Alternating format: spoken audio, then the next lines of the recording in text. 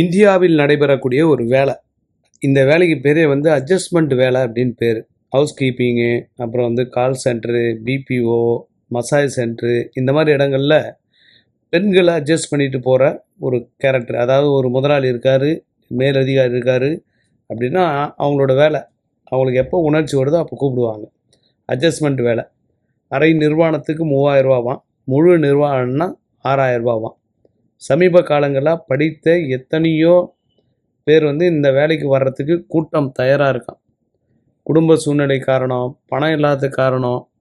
இப்போ இந்த வேலைக்கு பேர் அட்ஜஸ்ட்மெண்ட் வேலைன்னு இந்தியா ஃபுல்லாக பரவி இருக்குதான்.